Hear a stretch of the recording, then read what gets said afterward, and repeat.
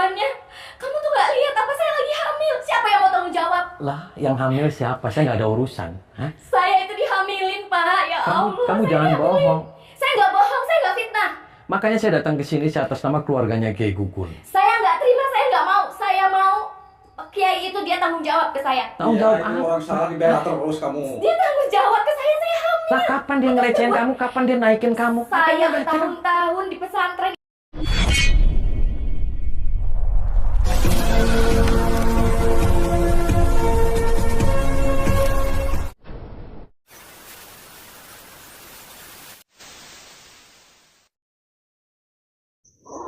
Allahumma sholli ala Muhammad ya Rabbi sholli alaihi wasallim. Allahumma sholli ala Muhammad ya Rabbi sholli alaihi wasallim. Rabbi fanfa'na ببركتهم واهدنا الحسنى بحرمتهم ربي فانفعنا ببركتهم واهدنا الحسنى بحرمتهم.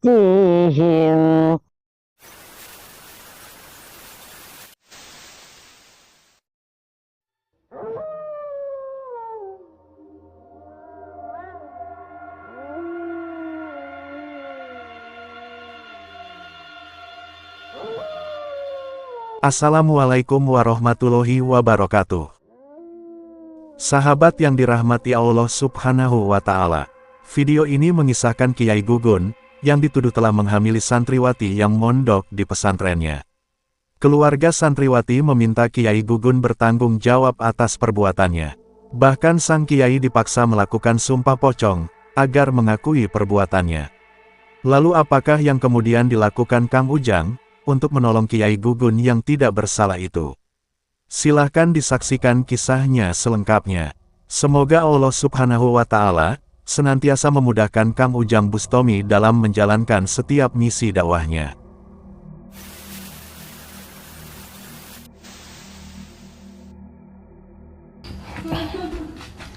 Assalamualaikum.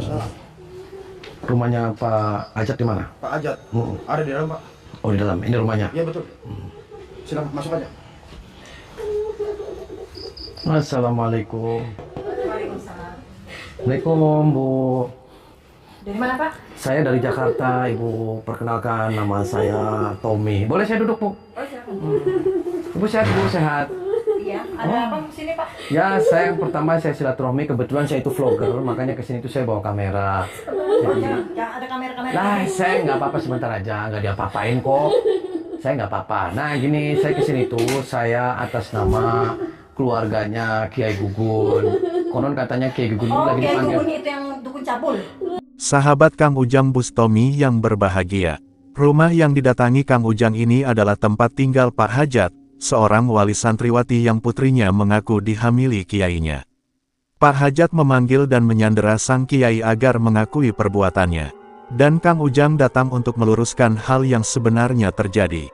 Kisah ini bermula dari istri Kiai Gugun yang menangis dan bercerita kepada Kang Ujang Bustomi bahwa suaminya saat ini disekap oleh Pak Hajat bersama teman dan gurunya yang seorang spiritual sesat. Pak Hajat menuduh Kiai Gugun telah menghamili putrinya yang bernama Neng Ike, yang memang menjadi santriwati di pesantrennya. Sehingga Pak Hajat sangat marah, kemudian meminta Kiai Gugun datang ke rumahnya untuk bertanggung jawab. Kiai Gugun yang merasa tidak melakukan tuduhan bejat tersebut, kemudian datang untuk mengklarifikasi dan meluruskan, bahwa tuduhan tersebut adalah bukan kebenaran. Namun Pak Hajat tetap menuduh Kiai Gugun. Bahkan bersama guru spiritualnya, Pak Hajat memaksa Kiai Gugun melakukan sumpah pocong, agar mengaku bahwa dia telah berbuat bejat. Dan mengetahui yang demikian itulah istri Kiai Gugun merasa takut dengan yang dialami suaminya. Sehingga dia datang kepada Kang Ujang agar bersedia menolongnya. Kang Ujang yang memang tahu bahwa Kiai Gugun adalah kiai yang tawaduk dan amanah. pun berusaha menolong Pak Gugun yang teraniaya itu. Dan sebab itulah Kang Ujang kemudian datang ke rumah Pak Hajat ini. Kang Ujang pun bertemu dengan Neng Ike, sang santriwati yang mengaku dihamili oleh Kiai Gugun itu. Dan di hadapannya dan keluarga besarnya, Kang Ujang langsung menyampaikan tujuannya. Bahwa dia datang untuk meluruskan tentang tuduhan Neng Ike yang tidak benar itu. Juga untuk mencari tahu kebenaran tentang hal yang sebenarnya telah terjadi. Dia bukan dukun Bu, dia kiai. Enak aja. Yang hamilin ponakan saya. Kok hamilin? Ini dia, tanya ibunya. Bu, mohon maaf, saya dengan Tommy. Saya kesini, Kiai Gugunnya ada di sini ya, Kiai Gugun. Oh, ada Kiai Gugunnya ada. Oh. Dia disumpah pocong. Saya yang undang ke sini Loh, semua. kenapa harus Saya disumpah tidak pocong? tidak mengakuinya. Anak saya begini. Anak saya jadi korban dia. Iya, saya kesini itu atas nama keluarganya Kiai Ponakan saya Gugun. ini, saya tidak terima ponakan saya Ibu apanya ini? Ini siapa? Saya ibunya. Ibu Oh. yang mana yang gak sakit Oh, hati? siapa anak namanya saya? deh si Ike ini namanya? Anak saya namanya Nike. Oh, ya jadi gini Ibu, saya datang ke sini atas nama keluarganya Kiai Gugun. Kiai Gugun itu dari pagi nggak pulang, kon katanya dipanggil sama Pak Hajat ke sini. Iya betul. Saya panggil itu. Oh. Saya nggak bilang sama keluarganya dia. Saya paksa panggil dia biar dia mengakui perbuatannya. Mana mengakui perbuatan gimana maksudnya? Dia menghamili anak saya. Anak saya dididik dari kecil. Saya yang melahirkannya. Pesantrenin dia biar jadi anak saya disekolahin, dititipin ke Kiai Gugun. Tapi dia menghamili anak saya. Dia menodai anak saya. Lah, emang Dia dia nggak ada hamil? harapan lagi karena dia sudah Nah, hamil. makanya saya datang ke sini. Saya mau konfirmasi nih Bu, bahwasanya apa yang Ibu fitnahkan itu semuanya bohong. Benar, kata siapa bohong? Anak saya sendiri yang mengakuinya, anak saya. Lah ya jangan sepihak Kamu dong. udah membela kebenaran. Kamu membela orang yang salah. Kok membela orang yang salah? Saya ibunya, saya sakit hati. Biarin dia disumpah pocong. Dia biar merasakan akibatnya. Lah itu salah Bu. Saya datang ke sini Kiai Gugun dari pagi, masa di sini mau disimpah pocong? Kenapa? Saya sakit hati. Ya kenapa keluarganya nggak dibawa ke sini? Saya nggak ada urusan dengan keluarganya, apalagi istrinya. Saya tidak urusan. Saya berurusan dengan kiainya. Itu kiai yang kurang ajar, yang sudah menyakiti anak saya. Di mana beliau di mana? Ada di dalam. Silakan.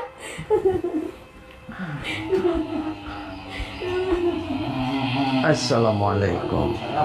Anda siapa? Pak, mohon maaf saya dengan Tommy. Pak Hajat yang mana ya? Saya sendiri. Oh, Anda Pak Hajat. Ya Pak Hajat, saya perkenalkan nama saya Tommy. Kebetulan Tommy itu vlogger. Saya datang ke sini, saya itu atas nama keluarganya Kiai Gugun. Kiai Gugun itu dari pagi, saya informasi dari istrinya, itu konon katanya dijemput sama Anda ke sini. Betul sekali. Ya, dan sampai malam hari ini tidak ada kabar. Konon katanya beliau difitnah, mencabuli dan hamili anak Anda. Fitnah gimana dia nyataan anak saya sampai hamil? Anda kenapa Kiai diperlakukan seperti ini? Hah? Biar dia tahu rasa, biar dia terbukti bahwa dia itu bohong, bahwa anak saya itu hamil karena dia. Pak, saya bersumpah nih Pak, wallah, atas nama Kiai Gugun beliau tidak pernah melakukan hal-hal seperti itu Pak. Itu kata Anda, kata anak saya. Ya jangan kata anak saya dong. Orang saya percaya sama anak saya kok. Parah aja kamu. Anda itu sudah zalim. Masa kesini dia sendirian gak ada keluarganya untuk menyaksikan? Anda ini dibantai di sini kayak gini. Gila aja Biarin kamu. aja, biar dia tahu rasa. Tahu rasa apa kamu? Anda itu siapa? Udah sana. Keluar. Apa? Keluar sana. Ini sok dibangunin bubarin. Udah, enggak. Saya atas nama keluarganya saya nggak terima. Pak Hajat dan keluarga besarnya terlihat sangat marah. Dia tidak terima, karena Kiai Gugun telah menghamili putrinya. Neng Ike sudah sangat jelas mengatakan, bahwa hamilnya dirinya, adalah karena ulah bejat dari Kiai Gugun. Sebab itu dia memanggil Kiai Gugun, agar mempertanggungjawabkan perbuatannya. Namun sang Kiai tetap tidak bersedia mengakuinya. Sebab itu dia dan gurunya memaksa Kiai Gugun melakukan sumpah pocong, agar dia mendapatkan karma dari perbuatannya. Kang Ujang pun sangat merasa prihatin dengan keadaan Kiai Gugun yang tak berdaya dibungkus kain pocong itu. Namun sebelum Kang Ujang mendekat melihat kondisinya, Pak Hajat langsung berusaha menghalanginya. Bahkan Pak Hajat meminta agar Kang Ujang pergi, karena hal tersebut bukan urusannya. Di saat itulah Kang Ujang ingin mendengar langsung pengakuan dari Neng Ike sang santriwati. Benarkah hamilnya dirinya adalah perbuatan dari Kiai Gugun? Karena bisa jadi, hamilnya dia adalah karena perbuatan orang lain. Kamu tuh gak lihat apa saya lagi hamil? Siapa yang mau tanggung jawab? Lah, yang hamil siapa? Saya nggak ada urusan. Hah? Saya itu dihamilin, Pak. Ya Allah. Kamu saya jangan nggak bohong. Saya nggak bohong, saya nggak fitnah. Makanya saya datang ke sini atas nama keluarganya Kiai Gugun. Saya nggak terima, saya nggak mau. Saya mau Kiai itu dia tanggung jawab ke saya. Tanggung jawab Itu apa? orang salah dibela terus kamu. Dia tanggung jawab ke saya hamil. Lah kapan dia ngelecehin kamu? Kapan dia naikin kamu? Saya bertahun-tahun di pesantren itu, saya itu kan mau mengaji. Saya mau belajar. Saya itu diajarin dia itu di Saya nggak kamar. terima sebagai ibunya. Saya yang mengandung dia, mendidik dia, tapi dia kurang ngajar sama anak saya. Bu, anak ibu ini dia punya penuh kebohongan dan penuh kedustaan. Saya nggak bohong, Pak. Saya nggak Dia itu bohong. udah Saya mengakui bahwa percaya dia sama bohong. anak saya. Jangan Saya ketawa mau yang yang salah. Kamu nggak usah gebrak-gebrak, kamu edan. Ini rumah saya Emang kok. situ yang Kalau edan. kamu dia salah, kamu Dia itu dengan tidak salah bahwa anak saya udah mengaku kok. Ya benar. Pak, Saya kalau tidak mau kamu datang ke rumahnya beliau, kamu ngomong secara baik-baik ke Udah keluarganya. dibela kok Bukan saya. malah dia datang di sini sendirian terus dia malah langsung diblebet-blebet pocong. Emang dia mana? Biarin biar dia tahu rasa, biar dia mengakui Kamu kesalahannya. tuh ngarang-ngarang cerita. Saya nggak ngarang, Pak. Saya nggak ngarang. Saya dihamilin sama dia, saya lagi hamil. Jangan-jangan kamu yang hamilin nih. Kamu Jangan nih. sebut orang yang salah. Dia Itu anak saya. dia itu bapak Saya saya, dia itu sayang sama Kalau saya dia nggak suami mungkin. saya ngehamilin anak Orang saya. salah Kamu menjelaskan itu tugas kamu bahwa anak Oke, saya itu dia anak kalau saya. Kiai Gugun salah ya sudah Pak, saya mau bawa pulang dia nanti Oh, saya akan tidak ngomong. bisa. Saya tahu dia tanggung Saya jawab, tidak Pak. terima. Saya Saya tanggung ibunya. jawab. Harus dinikahin, harus dinikahin. Emang berapa kali kamu dia numpakin kamu? Dia sering, Pak. Saya itu diajak masuk ke kamar. Saya kirain saya mau diajarin ngaji. Ternyata dia cabulin saya, Pak. Berkali-kali sampai saya hamil. Saya nggak salah dong, Pak. Saya mau tanggung jawab. Saya minta tanggung jawab dia. Terus saya dibilang fitnah. Kan anak saya ngaku Nih, Saya itu jujur sudah kamu. hamil, Kamu Pak. jangan bohong nanti kamu. Saya itu nggak bohong, Karena Pak. kamu bohong. Nggak, saya nggak bohong. Tuh, susu kamu ngomong sama saya kamu bohong. Jangan sudah Bapak membela jangan orang salah. buktinya sudah Ini diperiksa, udah sudah buktinya. dites, anak saya Ini sudah buktinya hamil yang satu hamil. bulan. Hamil. Lah yang numpakin kamu? Enak aja kamu. Parah aja kamu. Siapa bilang? Ya saya yang bilang. Situ yang salah. Hah? Kamu jangan semuanya minta kayak Gugun dong. Parah aja kamu. Berani kamu sama saya? jahat, Neng. Saya nggak jahat, Pak. Saya cuma mau pembelaan. Saya itu pengen ada yang tanggung jawab. Bapak jangan Ya maksudnya dia jangan sampai disumpah pocong kayak gitu. Pokoknya- biarin aja. Dia Pokoknya nggak mau tanggung harus jawab sama tanggung saya. jawab. Harus tanggung jawab. Saya mau dia nikahin saya, Pak. Enggak. Nggak salah dong, Pak. Enggak ada. Dia mau saya bawa pulang. Terus saya Tidak bisa. bagaimana? Saya lagi hamil. Ya kamu lahiran aja nanti curut anaknya kamu. Enak aja. Bapak kalau jadi saya bagaimana, Pak? Jadi saya laki-laki enak aja jadi Pokoknya saya. Kalau Bapak jadi saya saya minta dinikahin. Segera. Saya itu malu, Pak. Ya tinggal Saya malu itu aja. malu. Ini saya Harus. tanya. Saya minta pembelaan, Pak. Kamu Dia yang itu makin- biarin. Enak aja. Ini anak saya kok. Saya tega sama Iya. saya tega. Enak Anda aja. maunya gimana?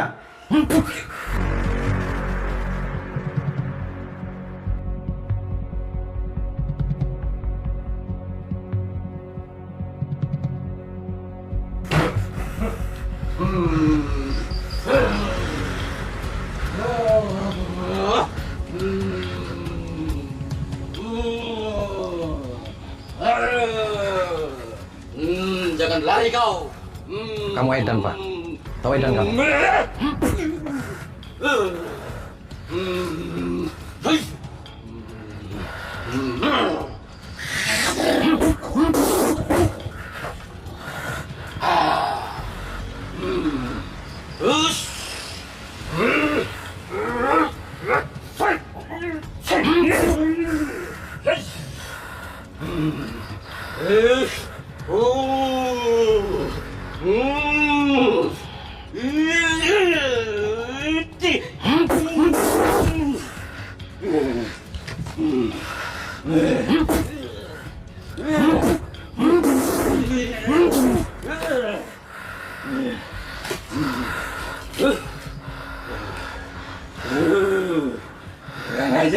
Kamu yang kurang ajar, kamu soak kamu.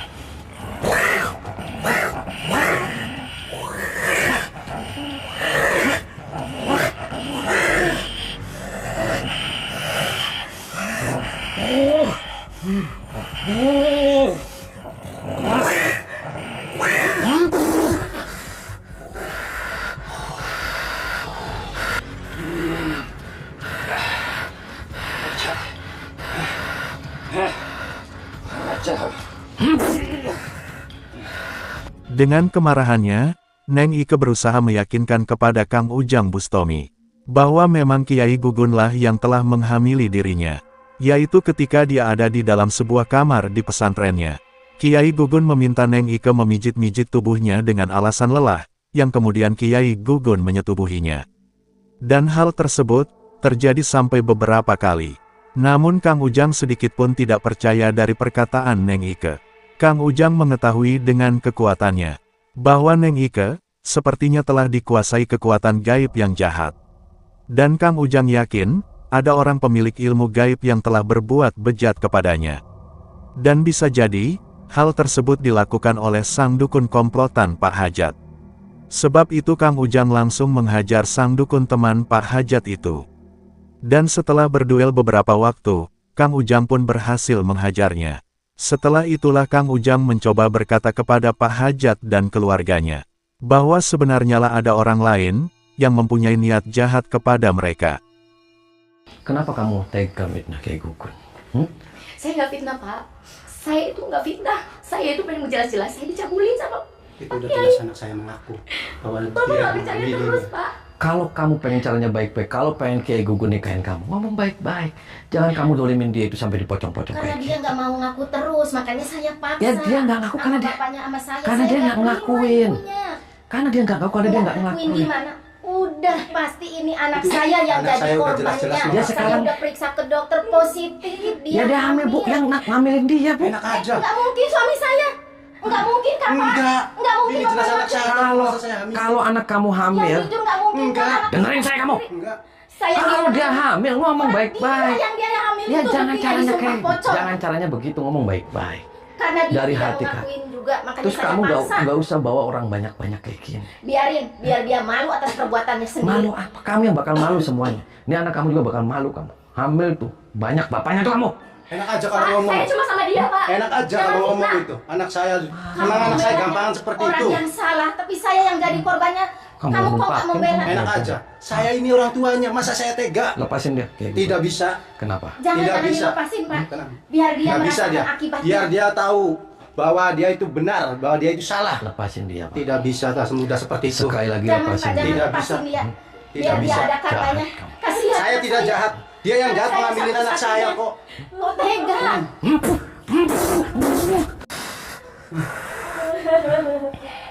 Pamungkas saya.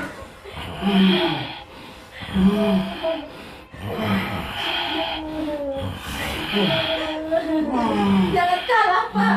Bunuh dia.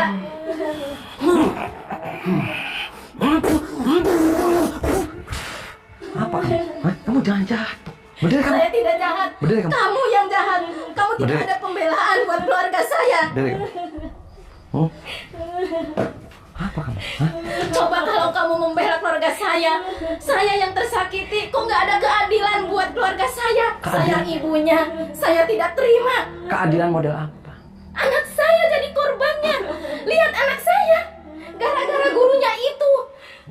Emang tahu ibu anaknya ditumpakin sama dia, emang tahu? Anak saya yang mengakuinya. Saya langsung dibawa ke dokter diperiksa. Buktinya dia nggak punya masa depan. Ibu jangan berpihak sebelah dong. Tidak berpihak. Saya tidak. belum ngomong Ini sama dia. kenyataan. Ya Anak sekarang. saya sedang hamil. Itu kiainya kenapa langsung dibawa ke sini? Tolong ada pembelaan buat anak saya. Saya nggak ada pembelaan karena semua di sini setan semua siluman. Kamu yang setan. Kamu yang membela orang yang salah. Membela apa? Saya justru saya bersumpah bu Allah, dia tidak pernah melakukan apa yang Buat ibu apa lakukan. kamu tidak Tuduhkan. ikut sumpah? Mau disumpah pocong kayak dia? Kamu aja yang sumpah pocong, enak aja kamu. Saya membela anak saya yang mengandung, saya nggak terima Saya yakin- sebagai ibunya. Saya yakin-yakinnya dia itu hamil sama orang lain. Enak aja, anak saya Dia ngaku pengen sendiri hanya sama untuk gurunya. menghancurkan. Gurunya tuh akhlaknya bejat. Ibu jangan ngomong kayak gitu. Nggak baik. Kenyataan. Dia Ini 2 faktanya tahun lebih. kenyataan, dokter. Ada surat dokternya ada Bu, bahwa anak saya itu hamil. kiai guru dia selama 2 tahun mendidik dia dengan baik dan benar Itu agar dia kebaikannya aja, menjadi tapi anak yang aslinya sih soleha. anak saya. Ibu jangan Anak saya fitnah. korbannya. Korban apa? Yang ada korban suami kamu, korban dukun-dukun yang ada di Enak sini. aja, nggak mungkin suami saya melakukannya. Lepasin dia bu, kalau nggak saya Nggak cerobok. bisa. Saya nggak bisa ngelapisin. Saya cerobok Biar tuh dia mulutnya. tahu rasa gimana akibatnya sakitnya. Seperti saya merasakan sakitnya, hancur hati saya.